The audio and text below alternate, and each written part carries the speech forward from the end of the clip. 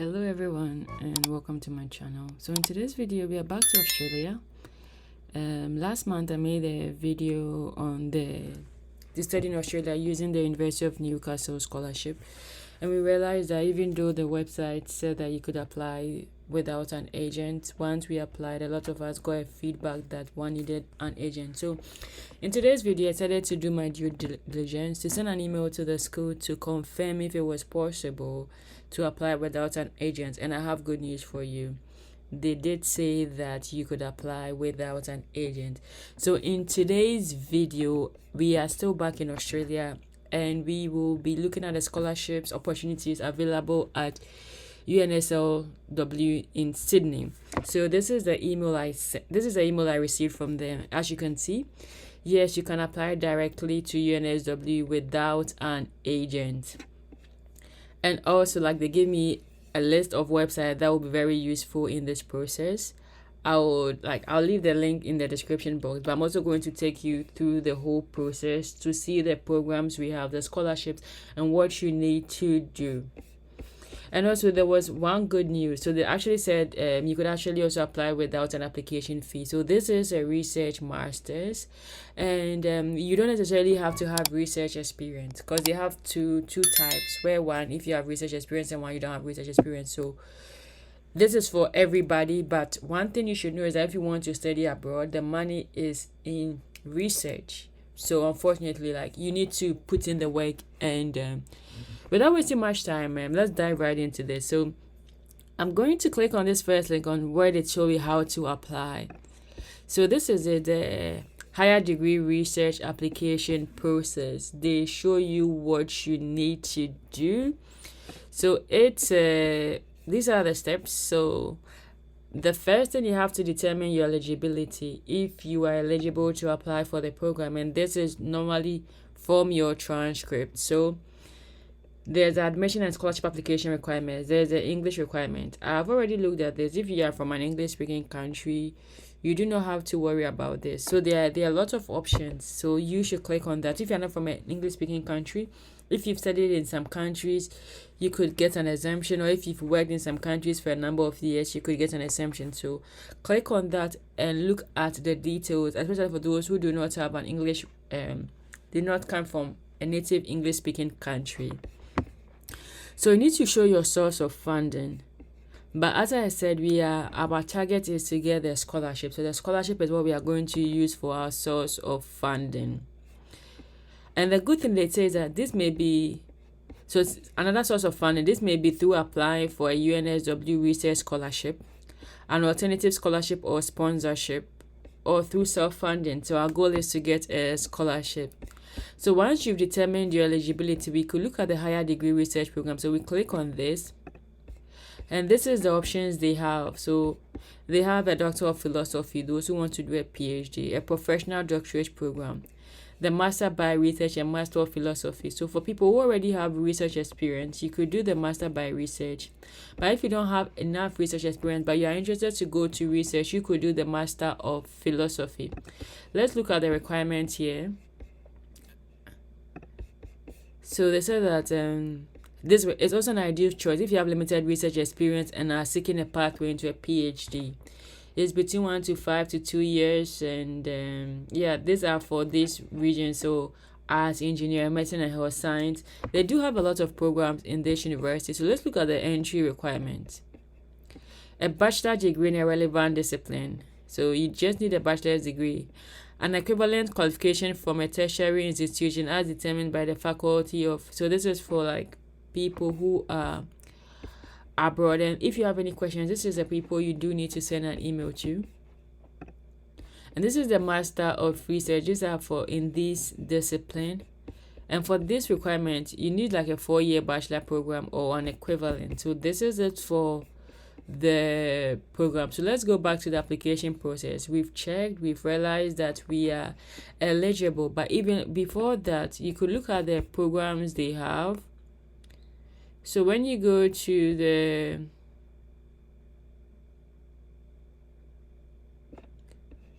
for most of these things, your best bet is either study or research. So this is the higher degree research. I'm gonna go back here. They are saying as design, okay, faculties. So you could choose one faculty. Oh, why is this? Okay, let me choose engineering. And so engineering, you could look at the school. So these are the programs they offer for engineering. But I'm also going to leave a link in the description box for you to see all the programs they do have. So we've checked, we are eligible. We do have our source of funding, which is from the university. Now the next thing you have to do is to find a supervisor and prepare your research descriptions. I think I've talked in depth about how to find a supervisor, how to send emails to them. You go to my channel, you type code email. It will give you a fair idea on what the email should include. So this video is good for you for that process. So for these faculties, you need to show an expression of interest. So once you express an interest, if they are interested in you, they are going to send you an email. Then you can go ahead to apply. The next thing is that most faculties require applicants to contact potential supervisors before applying. So you can search for supervisors and research projects in your area. So these are the two alternatives. You could either find a supervisor, or you could also apply to a research project. And if the supervisor has money, they will fund you. I've talked in depth about this in this video. I think I don't remember the title. Yes. No, it's not this. Let me see. I did it with PhD, but it's the same process for masters.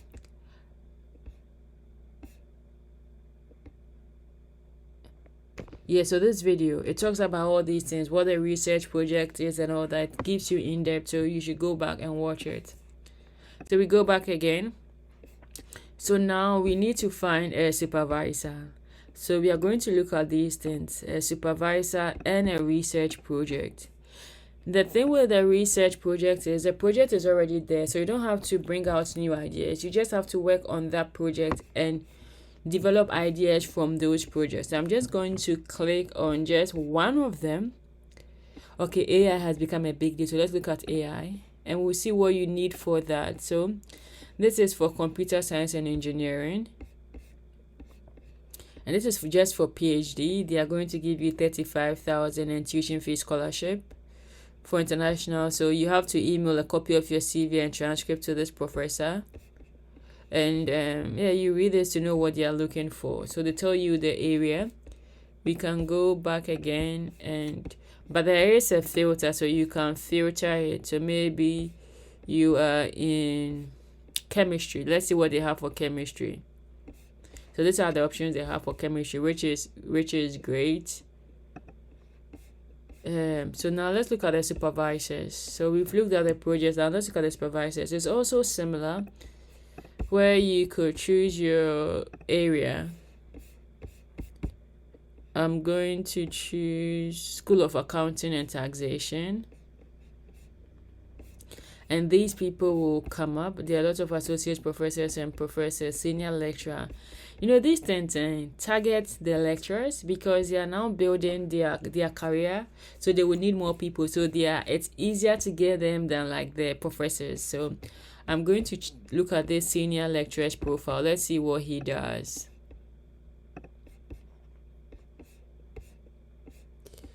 So let's see his grants. He got a grant in 2018, 36,000. Okay. Research activities, engagement, teaching and supervision.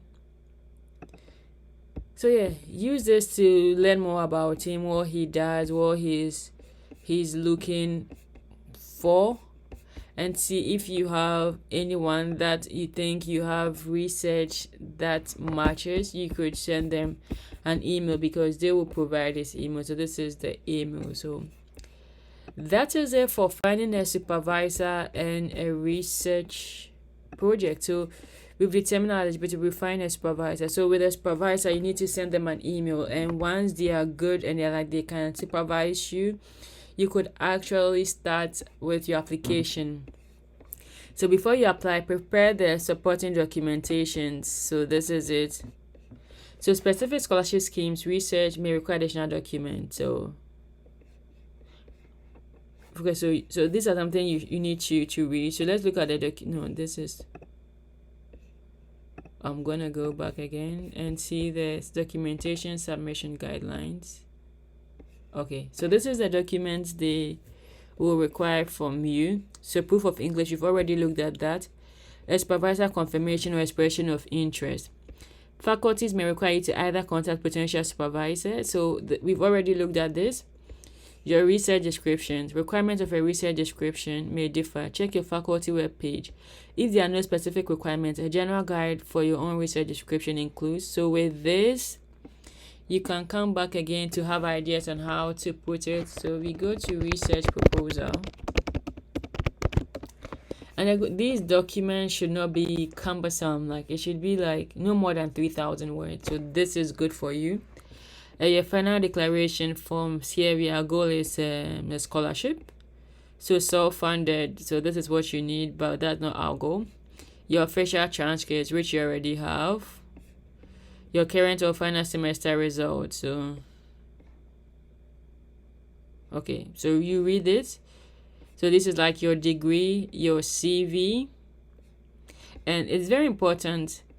This must include details of previous research, just as a summary of all research output and experience, publication. So it's like if you don't have a paper, you could just write an abstract of your thesis. So your visa or passport. So this one will be a passport.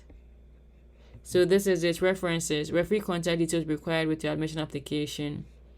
So these are the documents you need. If you've been applying on this journey, most of these documents you have. So the work you have to do is to get a supervisor, and we've looked at how to do that. So once you are done, English translation of documents. So the people whose degree is not in English, you need to translate it. That's for those people. Your English language requirements, we've already seen this. So then now we do need to just submit our application. Once you have found a supervisor, held your interview, develop the research description, and prepare the document, you're ready to lodge and you apply. So the good thing about this is once you apply, you know that you are going to get funding because you've already gone through the process. And let's look at what the scholarships they give you. How much does it entail? So these are the scholarships they have. I'm going to put this in the description box also. So this is a higher degree research scholarship. I'm an international student. I'm looking for all within the faculty. So these are the two we are looking at. The research training program international scholarship. This will give you a living allowance and tuition fee scholarships for 35,000 per year. 3.5 years for a PhD and 2 years for a master by research or philosophy. And they also have this, which is 35,000, the same thing. So these are the scholarships we are looking at. And these are tuition fees. So there's also a good thing that you might not get a stipend, but you might get an offset from the tuition fee, which is also really great. And for other countries, so there are scholarships for you. So like from Pakistan, from Germany and Australia. So you have to check, apart from these ones, if you are from certain countries, check to see if there are other things. Let's look at top-up scholarship.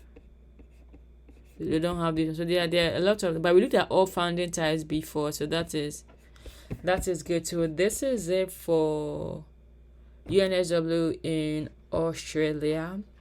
Prepare your documents. What I wanted us to see is, let's look at the programs they have. Explore degree, study, explore degrees, yeah. So these are the degrees they have. So let's look at natural and physical sciences. So they have a lot of cycles. So this is for bachelors. Let's look for postgraduate. Marine science and management, statistics, mathematics. So they have like a lot of programs that you could play around with. Let me know in the description box which program you want to apply. Start the process of finding a supervisor. If you have any questions, feel free to leave it in the description box. And remember, I'm rooting for you. And once you are ready, once you have everything, you could just click on this. And the good thing is that if you wish to be considered for a scholarship, simply indicate this on the application form and select the scholarship run for your preferred term start date. So this is where I showed you. So yeah, that is it too. This is the whole process where they take you through. So I'm rooting for you until you hear from me again. Bye.